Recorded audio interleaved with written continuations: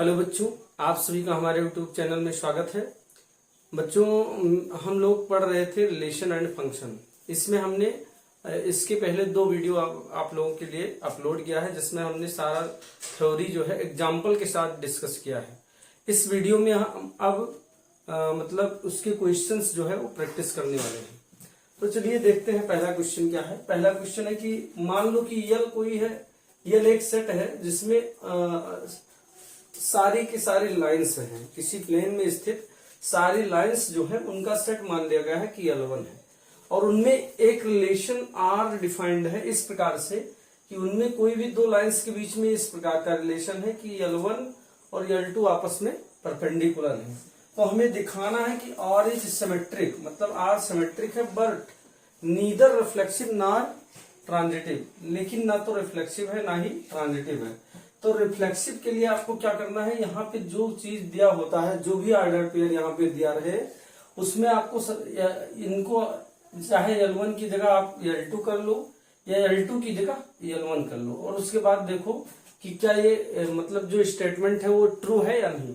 तो जैसे L1 is perpendicular to L1, यहाँ पे L1 कर ले तो क्या होगा, L1 is perpendicular to L1, यानी कोई लाइन अपने आप के परपेंडिकुलर होती है। मान लो ये L1 है तो ये क्या अपने आप के परपेंडिकुलर है।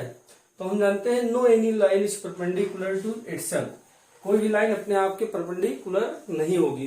प्लेन में जितनी भी लाइन्स होंगी उनका वो आपस में परपेंडिकुलर नहीं होंगी। तो हम मतलब कि कोई भी रिलेशन रिफ्लेक्सिव कब कहलाता है, जब उसमें जितने भी एलिमेंट्स हों for each A belongs to set A belongs to R होना चाहिए, मतलब कि उसका उसी के साथ वो रिलेशन होना चाहिए। लेकिन प्लेन में जितनी भी लाइंस होंगी, क्योंकि यहाँ पे सेट यल दिया है और यल प्लेन में स्थित लाइंस का सेट है, तो जो भी लाइंस होंगी वो अपने आप के परपेंडिकुलर कोई भी लाइन नहीं होगी। तो यहाँ पे ए मतलब L1 comma L1 does not belongs to R हो जाएगा, ठीक है। For each L1 belongs to L, मतलब यल सेट में जो भी लाइंस है वो अपने आप के परपेंडिकुलर नहीं होंगी। अब सिमेट्रिक में क्या होगा कि मान लो कि L1 और L2 कोई 2 लाइंस हैं, ये आपस में परपेंडिकुलर हैं, ठीक है। अब हम चेक करेंगे कि क्या L2 L1 के परपेंडिकुलर होगी। हम जानते हैं कि अगर मतलब कोई भी रिलेशन सिमेट्रिक कब होता है, जब A, B belongs to R हो और implies B, A belongs to R हो जाए, B, A belongs to R हो जाए, या फिर A is related to B हो, implies B is related to A हो जाए। मतलब जो रिलेशन A से B का है वही रिलेशन अगर B से A का हो जाए तब उसे हम सिमेट्रिक बोलते हैं। तो यहाँ पे अगर L1 L2 के परपेंडिकुलर है, L1 is perpendicular to L2, तो इनके आपस में स्थान चेंज कर देने पर भी क्या ये रिलेशन सही होगा या नहीं। तो since L1, L2 belongs to R, L2, L1 belongs to R होगा, क्योंकि अगर L1 L2 के परपेंडिकुलर है तो L2 भी L1 के परपेंडिकुलर होगी, यानी L1 L2 के परपेंडिकुलर तभी हो सकती है जब L2 भी L1 के परपेंडिकुलर हो। तो इसका मतलब ये सिमेट्रिक होगा। लेकिन ट्रांजिटिव में देखें, ट्रांजिटिविटी इसकी चेक करते हैं। तो ट्रांजिटिविटी में क्या होगा, मान लो कि कोई आपको ऐसा मान के चलना है कि L1, L2 belongs to R और L2, L3 belongs to R, ऐसे मान के चलते हैं कि कोई 3 लाइंस है L में, L1, L2, L3, और L1, L2 belongs to R का मतलब L1 is perpendicular to L2 और L2 is perpendicular to L3। मान लो ये कोई L3 लाइन है, तो L2 L3 के परपेंडिकुलर है, लेकिन L1 और L3 आपस में परपेंडिकुलर नहीं होंगी। यहाँ पे L1 और L3 आपस में पैरेलल हो जाएंगी। तो यानी कि L1, L3 does not belongs to R, क्योंकि L1 और L3 में वही रिलेशन नहीं है, ये परपेंडिकुलर का रिलेशन बदल के क्या हो जा रहा है, पैरेलल हो जा रहा है। तो इसका मतलब ये मतलब कि ना तो रिफ्लेक्सिव है ना ही ट्रांजिटिव है, क्या है, सिमेट्रिक है केवल, ठीक है। तो इस प्रकार से ये क्वेश्चन हम करेंगे। चलिए नेक्स्ट आपके सामने है, so that the relation R in the set 1 2 3 एक सेट दिया है जिसमें 1 2 और 3 तीन एलिमेंट्स हैं, और इसमें हमें एक रिलेशन डिफाइन किया गया है, एक रिलेशन दिया गया है जिसमें 1 1 है, 2 2 है, 3 3 है, 1 3 है, 1 2 है और 2 3 है। तो हमें इसे दिखाना है कि ये रिफ्लेक्सिव है but neither symmetric nor transitive, लेकिन ना तो सिमेट्रिक है ना ट्रांजिटिव है। तो सबसे पहले हम रिफ्लेक्सिविटी देखते हैं। रिफ्लेक्सिविटी में क्या होता है, रिफ्लेक्सिव कैसे चेक किया जाता है कि सेट के अंदर जितने भी एलिमेंट्स हों उनका उनके साथ रिलेशन होना चाहिए। यानी कि ये कोई भी रिलेशन कब रिफ्लेक्सिव होता है, जब for each A belongs to set A, मतलब कोई दिया गया सेट हो और उसके अंदर जो एलिमेंट्स हो प्रत्येक एलिमेंट के लिए ए बिलोंग्स टू अगर आर हो तो हम क्या बोलते हैं कि ऐसा रिलेशन रिफ्लेक्सिव कहलाता है। तो यहाँ में सेट में क्या क्या एलिमेंट्स दिए गए हैं, 1 2 3, ठीक है, और 1 1 भी है, 1 का 1 के साथ रिलेशन है, 2 का 2 के साथ रिलेशन है और 3 का 3 के साथ रिलेशन है। तो हम लिख सकते हैं कि फॉर ईच ए, यानी कि ए बिलोंग्स टू सेट का नाम अगर ये मान लें, जो हमें ये सेट दिया गया है 1 2 3, इसको हम ए सपोज कर लेते हैं। तो जितने भी एलिमेंट्स ए के अंदर दिए गए हैं उसके लिए ए बिलोंग्स टू आर है। इसका मतलब आर क्या है, और इज रिफ्लेक्सिव। आर क्या हो गया, रिफ्लेक्सिव हो गया। अब सिमेट्रिक में क्या देखना होता है, तो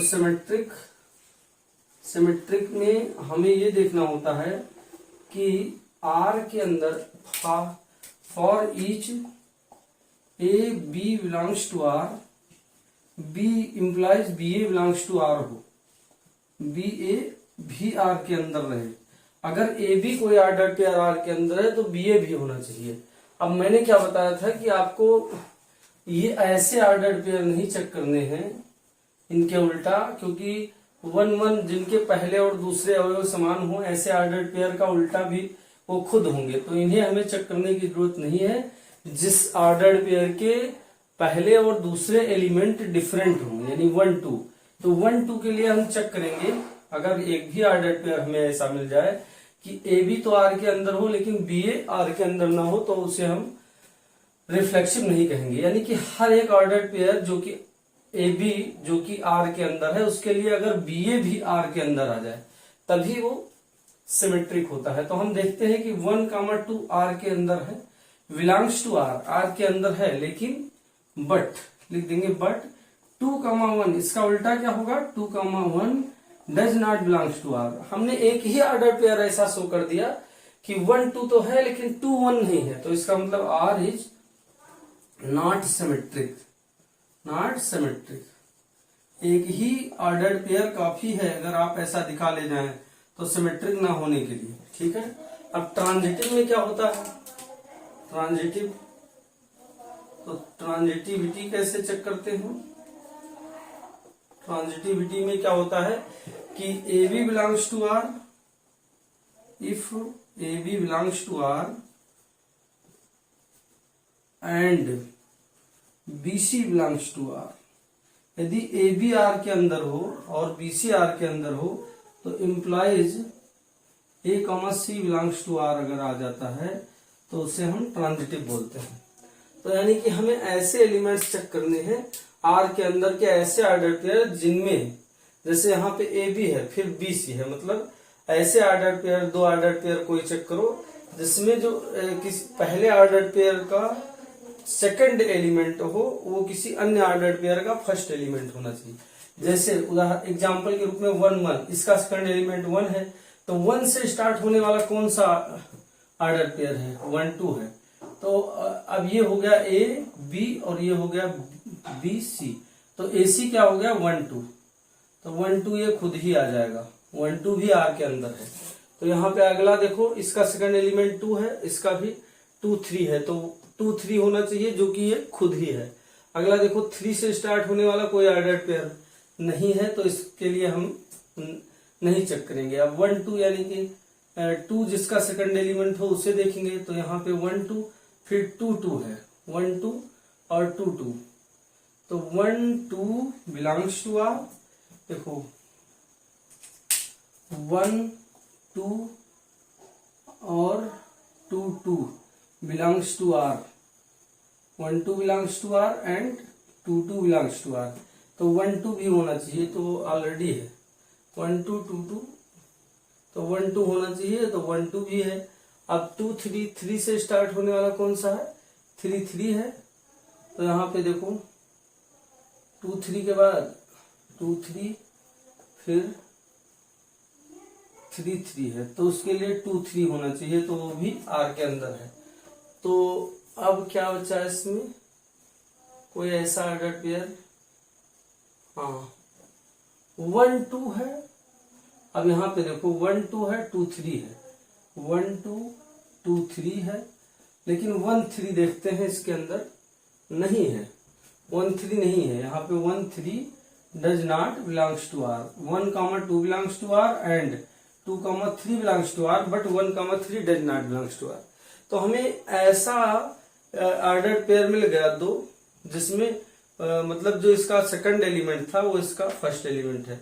तो इसका पहला और तीसरा पहला और तीसरा को लेकर जो ऑर्डर पेयर बनना मतलब बनेगा, वो भी आर के अंदर अगर होता तब ये ट्रांजिटिव हो जाता, लेकिन ये मतलब आर के अंदर नहीं है।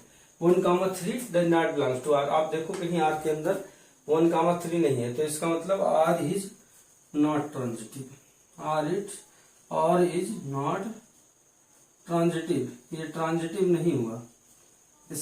तो हमने शो कर दिया कि आर रिफ्लेक्सिव है लेकिन सिमेट्रिक नहीं है और ट्रांजिटिव नहीं है, और यही हमें शो करना था। ऐसे हम और भी क्वेश्चंस आगे प्रैक्टिस करने वाले हैं।